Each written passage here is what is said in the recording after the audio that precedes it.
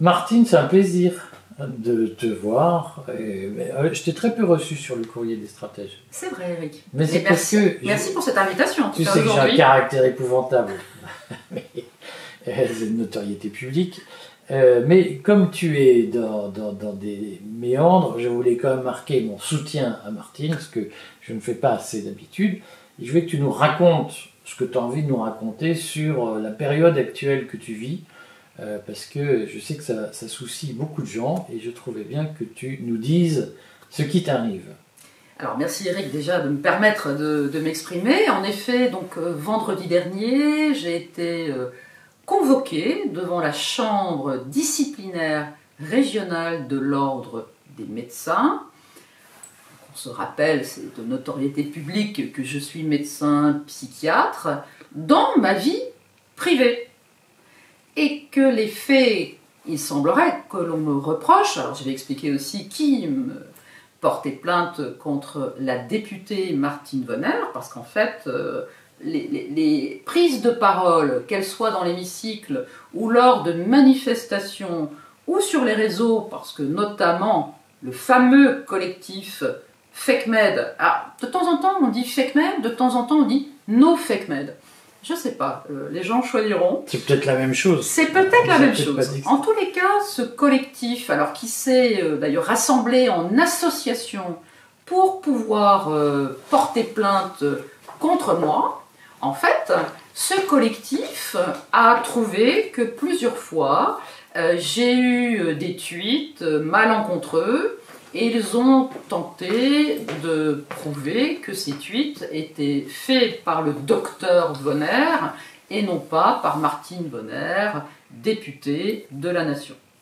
Bon, ça a été assez facile à prouver, je vais y revenir. Mais donc c'est des tweets que tu as faits pendant ta dissidence, si j'ose dire. Pendant mon mandat, moi il se trouve qu'avant d'être élu de la Nation, je n'étais sur aucun des réseaux sociaux. Je n'aime pas ça. J'avais pas de compte Facebook, j'avais pas de compte Twitter. J'ai créé ces réseaux parce qu'il est du devoir du parlementaire, de l'élu, même peut-être les élus locaux, mais en tout cas il est du devoir de l'élu de la Nation de communiquer avec les citoyens pour expliquer le travail parlementaire. Parce que les citoyens ne vont pas forcément faire la démarche d'aller sur le site de l'Assemblée nationale, où il y a des vidéos, où il y a on a toute l'activité des parlementaires, mais il faut faire un travail de recherche.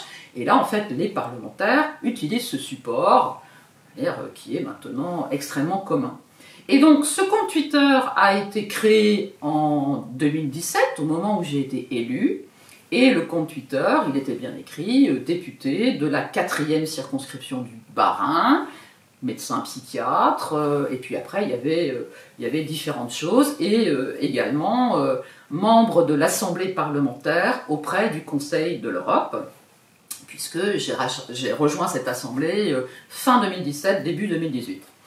Et donc ce collectif, qui n'est pas un collectif de médecins, alors je le précise, parce qu'on ne peut être jugé par ses pairs pour une rupture ou un non-respect du code de déontologie que si il y a une plainte qui émane d'un syndicat de médecins ou d'une association de praticiens. Les choses sont très claires. Or, il suffit d'aller voir sur le site internet du collectif No FakeMed. C'est un peu la cour des miracles, hein. Il y a des médecins, il y a des dentistes, il y a des kinés, mais il y a aussi des gens qui ne sont pas du tout des professionnels du soin. Donc, a priori, leur plainte n'était même pas recevable. Et à côté de ça, il y a le Conseil national de l'ordre des médecins qui en a profité, j'avais envie de dire, pour alourdir un petit peu les choses qui m'étaient reprochées, en pointant surtout ma participation au film Hold Up. Alors que je le rappelle, et d'ailleurs ça a été rappelé en séance, quand je prends la parole dans Hold Up, je commence par dire « nous les députés ». Donc très clairement, c'était la députée qui s'exprimait, En plus, dans le film Hold Up, je ne me suis exprimée que sur mes relations, non pas intimes, parce qu'elles étaient très publiques, avec le ministre... Ça n'empêche pas toujours. Non, non, oh là là, mon Dieu, préservez-moi. En tout cas, mes relations avec le ministre de la Santé, Olivier Véran, et les joutes que nous avons eues à l'Assemblée nationale, joutes extrêmement déséquilibrées, parce qu'on sait qu'on coupe le micro aux parlementaires et on peut laisser un ministre injurier, menacé, être d'une violence verbale vis-à-vis de la parlementaire que j'étais. Il y a une mémoire à l'Assemblée nationale de tous ces temps forts. Et donc... Bon, je vais quand même te taquiner, parce que on rappelle que tu as été rapporteur adjoint de la commission des affaires sociales. J'ai été vice-présidente adjointe. Vice-présidente adjointe, et que Olivier Véran en était le président. Non, à ce moment-là, il était simple parlementaire. Ah. Quand j'étais vice-présidente de la commission, il était simple parlementaire. Et comment vous vous entendiez à l'époque? Alors, en commission des affaires sociales, bon, on se tutoyait, on était rarement d'accord. Progressivement et assez vite, mais on y reviendra peut-être, moi sur certains sujets, je n'ai pas voté le doigt sur la couture du pantalon comme La République En Marche aurait voulu que je vote, notamment sur les questions du budget de la sécurité sociale. Et je me souviens très bien, c'était assez drôle, un jour, Olivier Véran vient s'asseoir à côté de moi dans l'hémicycle.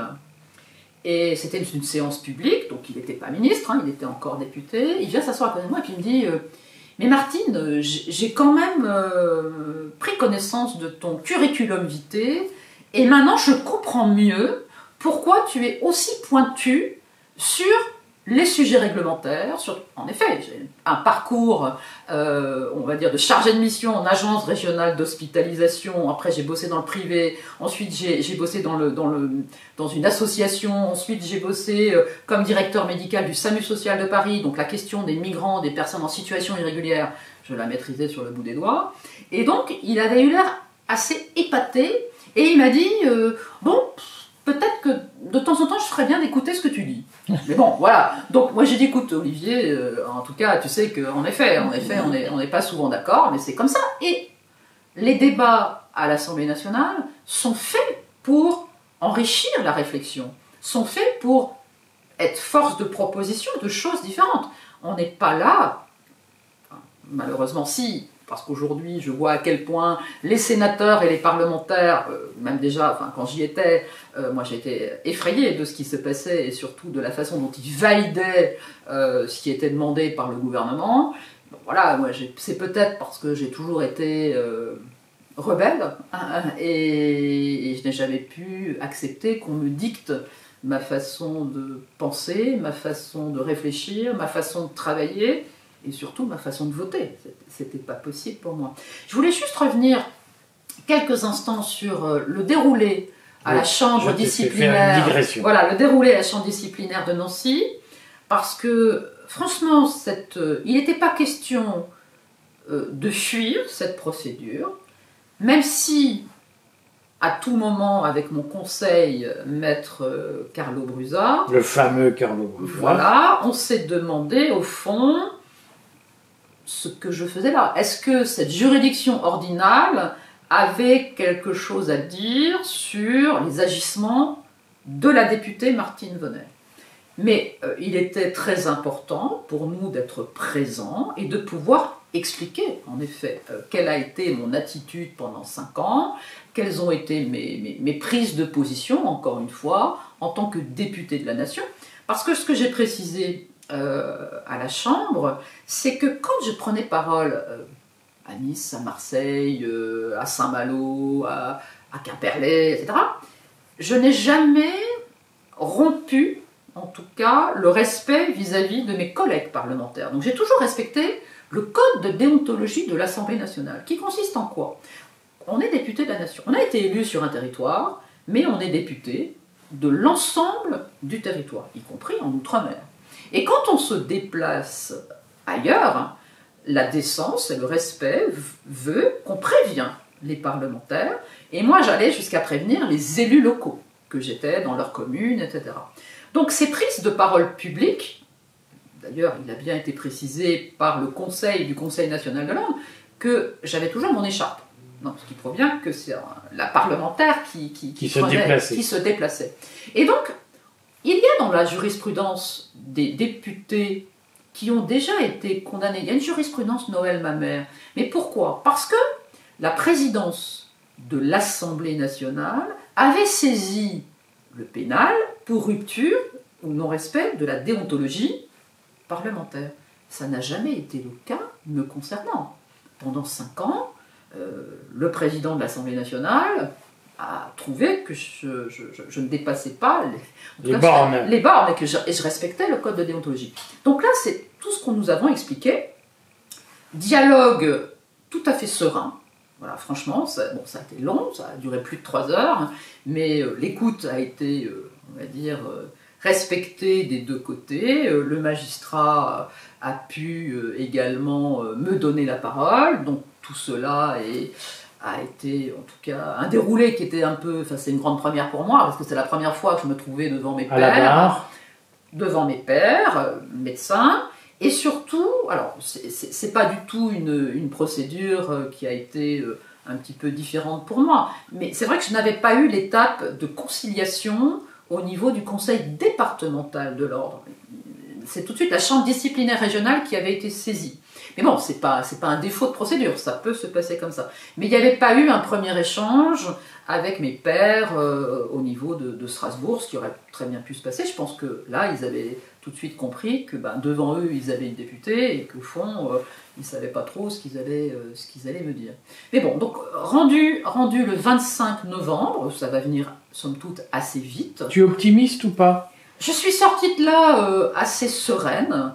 J'ai pu débriefer avec mon avocat. Alors, vu ce qui se passe actuellement et les différentes personnes aujourd'hui qui se trouvent condamnées ou qui passent devant différentes juridictions, d'ailleurs, je voulais faire un petit signe puisqu'aujourd'hui, même mon confrère, le docteur Augier, chef de service à Lons-le-Saunier, est lui-même convoqué devant la chambre disciplinaire à Dijon, je crois. Et voilà, un petit clin d'œil de soutien. Donc on se rend compte qu'il y a énormément de professionnels de santé, alors là, qui n'étaient pas élus, hein, mais qui se sont émus de la seule stratégie gouvernementale et de la seule voie, en tout cas vaccinale, et qui sont aujourd'hui assignés à comparaître. Et puis on a l'exemple aussi de René Chiche, hein, professeur de philosophie, qui lui aussi, parce qu'il a tweeté, parce qu'il a exprimé une idée divergente sur les réseaux sociaux, qui aujourd'hui passe, je ne sais pas à quelle date, mais il va passer devant la juridiction de l'éducation nationale. Le conseil de discipline. Voilà, conseil de discipline. Si on se replace dans le contexte, on a comme le cas Alain Houpert, Christian Péronne s'en est mieux sorti provisoirement puisqu'il est sous appel. On a quand même Fabrice Divisio qui a été sanctionné par son ordre. Est-ce que tu penses que nous sommes dans une vague de répression politique? Alors, ce qui est sûr, c'est que la liberté d'expression est vraiment mise à mal. On a vraiment, enfin on le voit, on le constate, c'est factuel. Toutes les personnes, quel que soit, j'allais dire, leur niveau d'engagement, quelle que soit leur profession, qui ont pu mettre en évidence que la stratégie Covid, mais ça va même au-delà de ça. Aujourd'hui, on est dans un environnement où, sur le plan économique, ça va vraiment pas bien. Les Français, quand ils vont faire leurs courses, ils trouvent un caddie qui a pris 15-20%.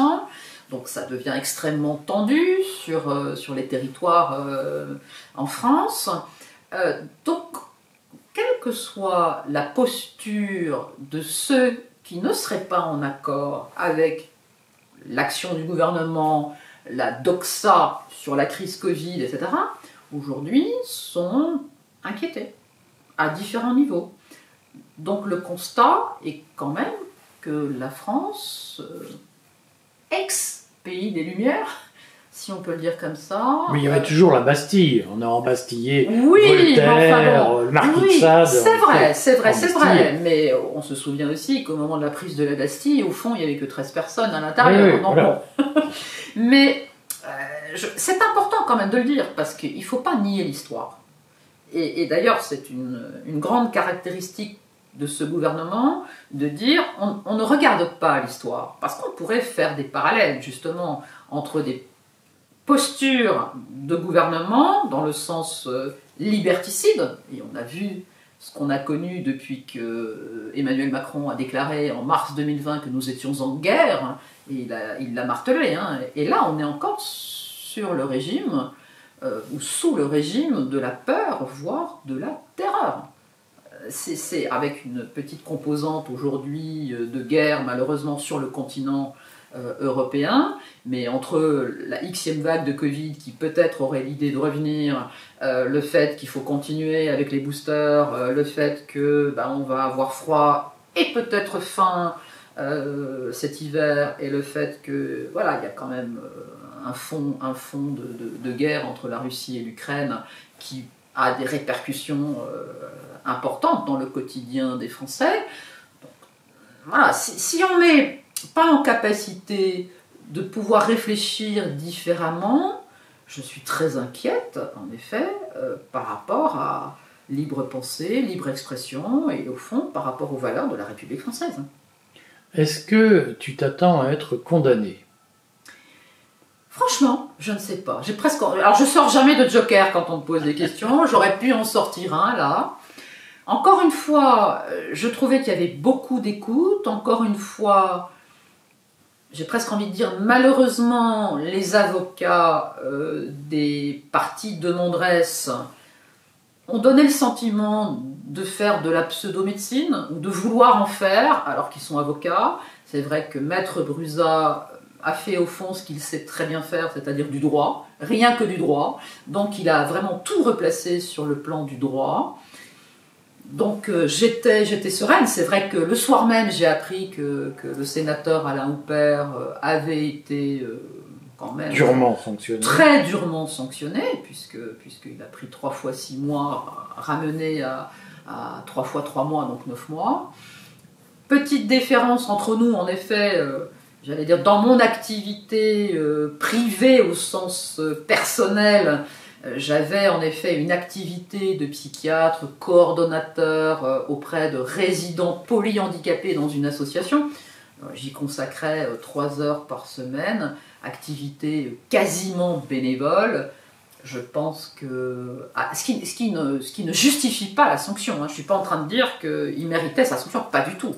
Mais c'est vrai que c'était peut-être plus facile, au moment où il est passé devant la chambre disciplinaire, d'être entraîné ou positionné en tant que médecin radiologue, parce qu'il avait une activité, somme toute, assez conséquente, encore de médecin et de sénateur, tandis que pour moi, ils avaient beau essayer de m'entraîner sur le terrain médical, c'était pas possible, parce que j'ai été député pendant 5 ans, 24 heures sur 24 et 365 jours de l'année, quoi. Donc c'était vraiment assez différent.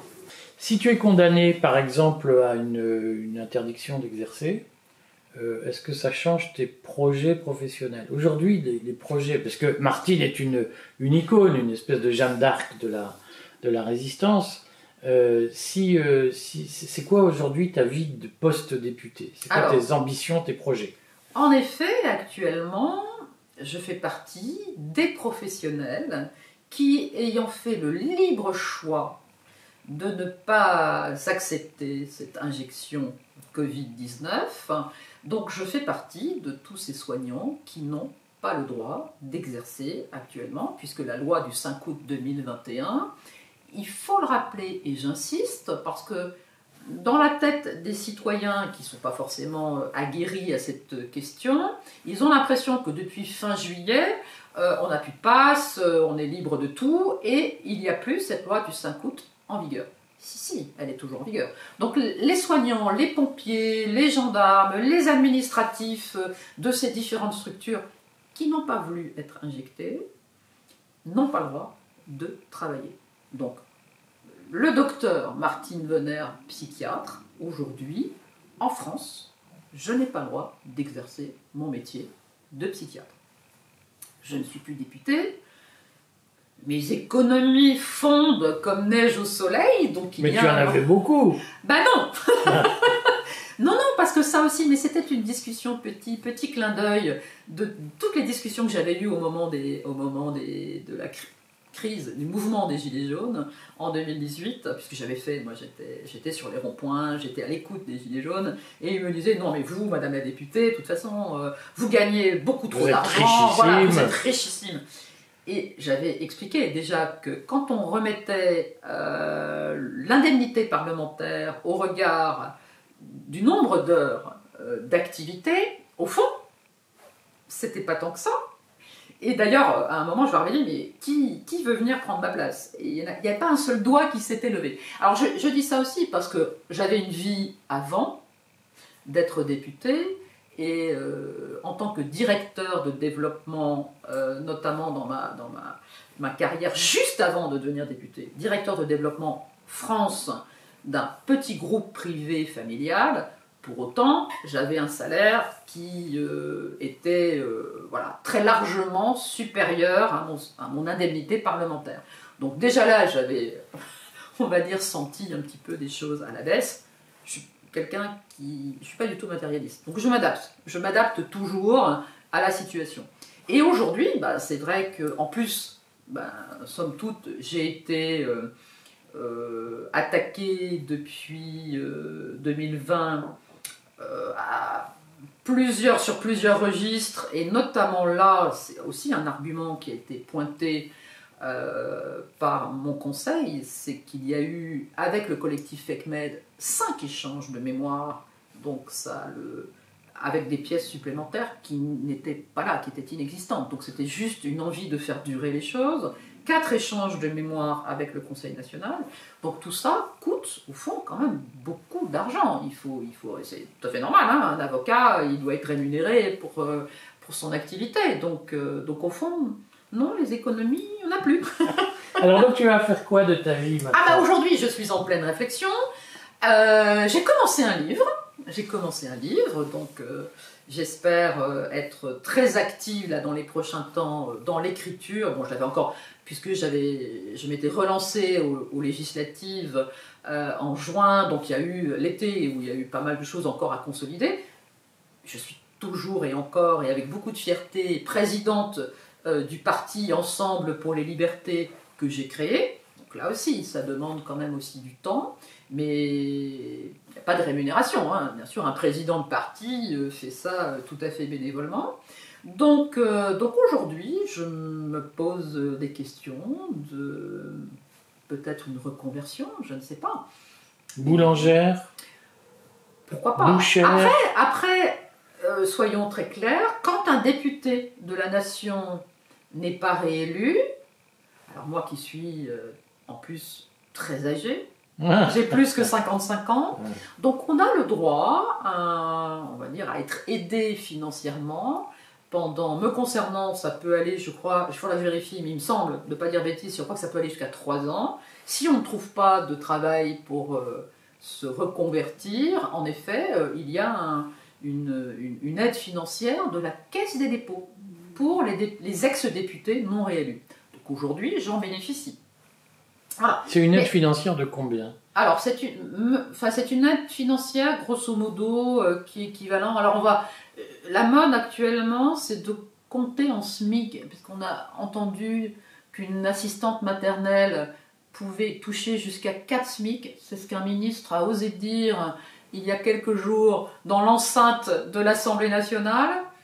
C'est largement inférieur à ça. Ouais, je pourrais dire que c'est l'équivalent de 2 SMIC et demi. Voilà, on compte comme ça maintenant, donc c'est l'équivalent de 2 SMIC et demi. Voilà. Mais à vie ou non, c'est limité dans le temps. C'est limité dans le temps. Et alors, pour ceux qui me connaissent bien, je suis pas du tout du style à ne pas travailler, voilà. Et puis, la psychiatrie me manque. Mes patients, alors moi j'ai jamais eu de cabinet médical, mais je bossais à l'hôpital. Après voilà, j'ai quand même eu une activité professionnelle, quelles que soient mes fonctions, même quand j'étais directrice médicale au SAMU social de Paris, je continuais à faire de la psychiatrie de rue parce que j'animais une équipe médicale, il n'y avait pas de psychiatre. Donc, de temps en temps, je faisais des maraudes avec les équipes et j'allais voir des patients qui étaient, enfin des personnes qui étaient en grande souffrance psychique à la rue, à Paris. Donc, je n'ai jamais arrêté. Il y en a un paquet. Et il y en a beaucoup parce que 100% des personnes à la rue sont en souffrance psychique. Alors, je ne sais pas si c'est l'œuf qui a fait la poule ou la poule qui a fait l'œuf, mais on ne peut pas être une semaine dormir dans des conditions extrêmement difficiles, et la vie à la rue est d'une grande violence, encore plus quand on est une femme, et il y a beaucoup de femmes. Aujourd'hui, il y a environ 20% de femmes à la rue.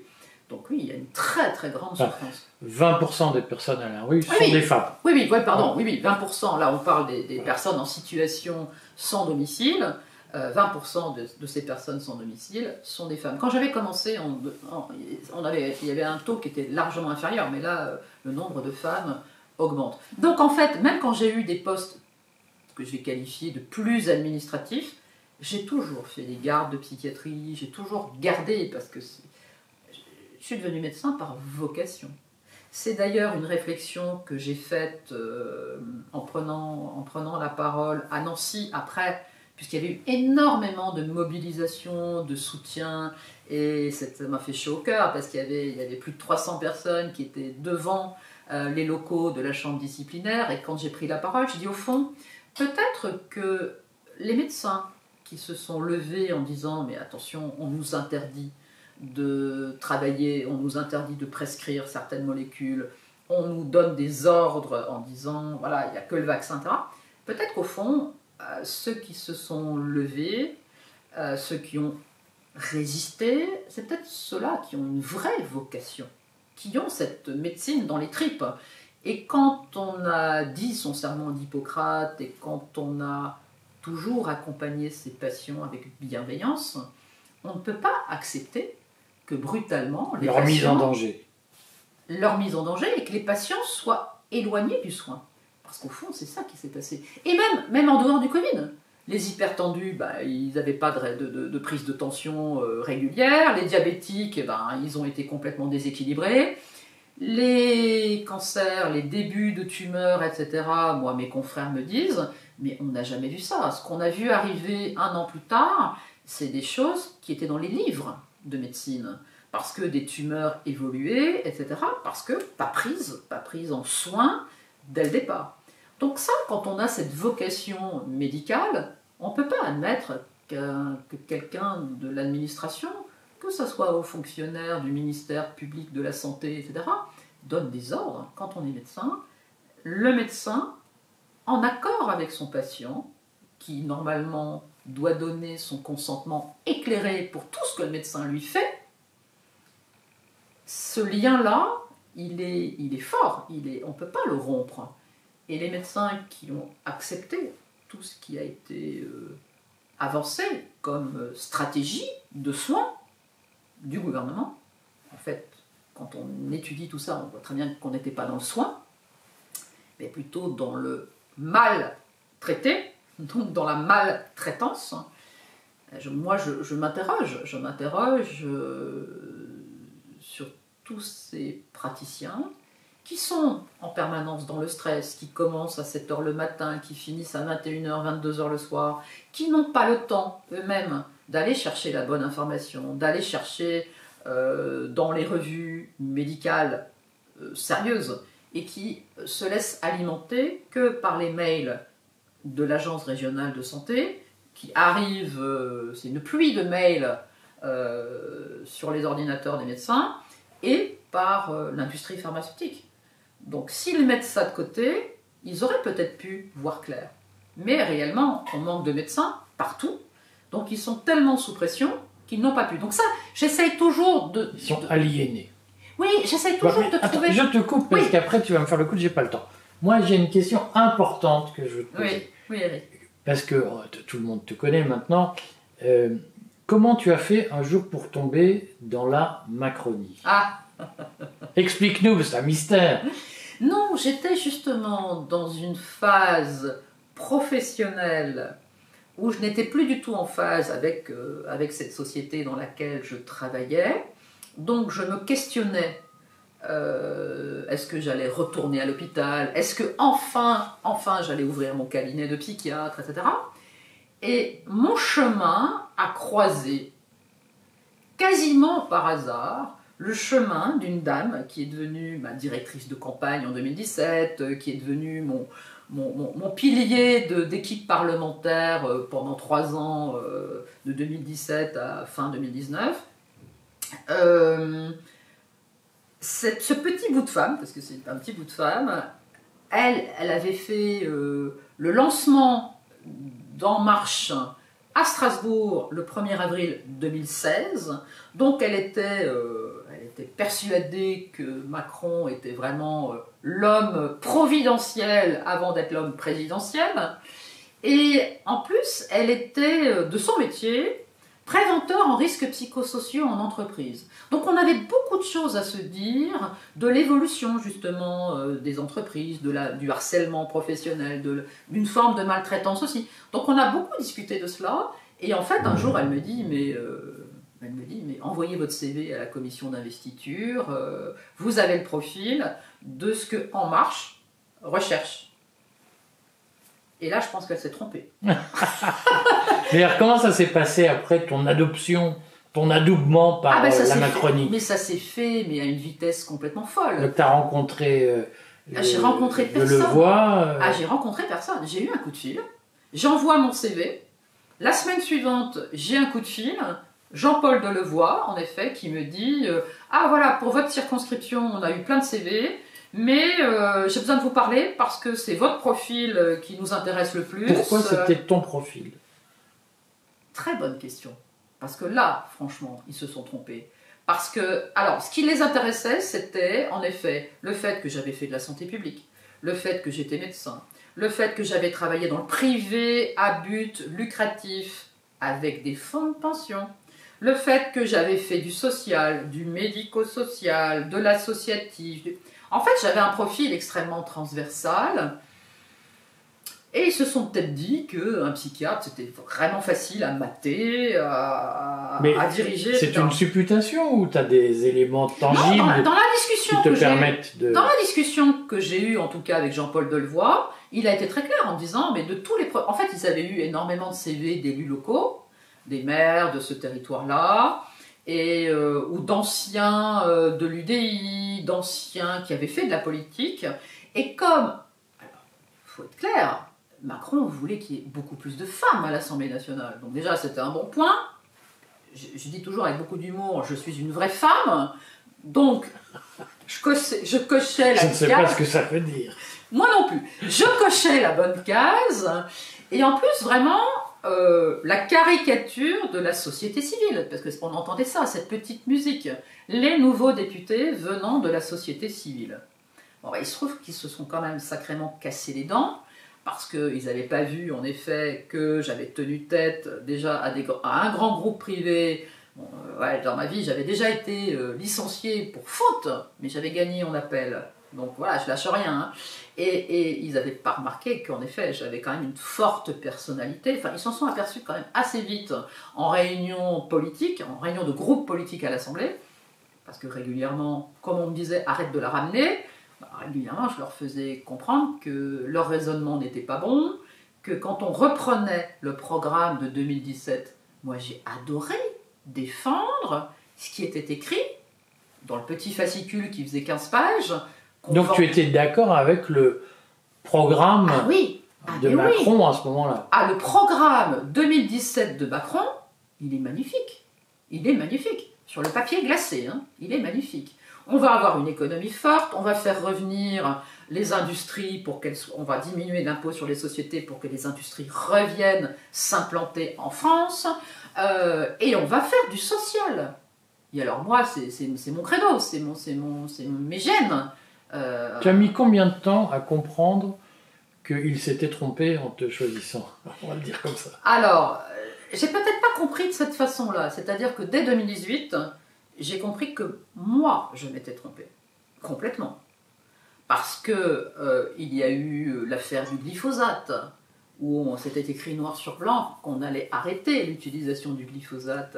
Et là, on nous demandait d'aller voter tous ensemble dans l'hémicycle. On accepte de prolonger le glyphosate au moins pendant 5 ans.